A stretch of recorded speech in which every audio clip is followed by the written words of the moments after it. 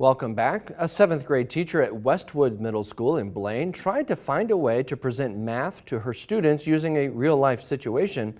As Danica Peterson reports, she was able to do so with the help of a variety of community partnerships. What if math looked less like this and more like this? A 7th grade teacher from Spring Lake Park Schools found a way to make that happen. I had this idea of okay, math, a lot of kids hate math and they struggle with it. And so in what ways could I utilize have them utilize the math concepts in a real life situation so that they'll be a little bit more engaged and more willing to learn it.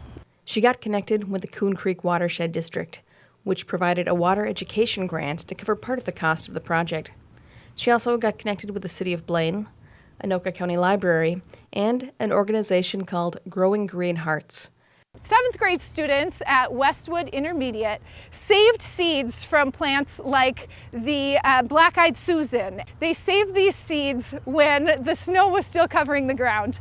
And then we worked together, Growing Green Hearts, with the math teacher to mix different soils and grow those native plants, because the plants are going along this shoreline buffer at Northtown Library. But before they could start planting, they had to calculate length, width, and depth.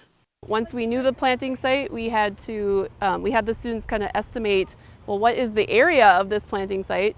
They didn't know the measurements. We only knew the measurement of a parking spot, and we had to use that to estimate this bigger planting site. So it was pretty cool. They were really excited to try to figure that out. The students were able to estimate their planting area and calculate the amount of different plants that would fit.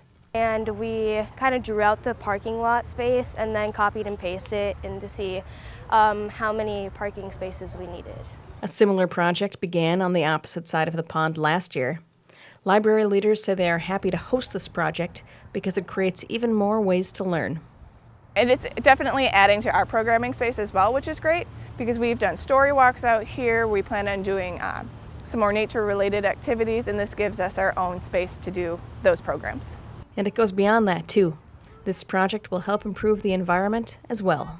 Native plants help clean and filter water. They help sink carbon from the air, and so we're cleaning air, as well as creating a biodiverse habitat, helping pollinators, and bringing beauty. While the students put their math skills to work, project leaders also hope they will learn other skills at the same time.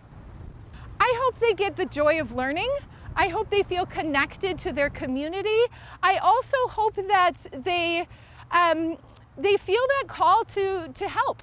And whether that is looking more deeply at climate change, at biodiversity, at community and justice, they are leaders, they are part of systems bigger than themselves. So I hope they take away some of those things. For North Metro TV News, Danica Peterson reporting. The students planted this buffer garden on the east edge of the pond at the library. Library visitors are able to walk around the pond and take a look up close at these native plants.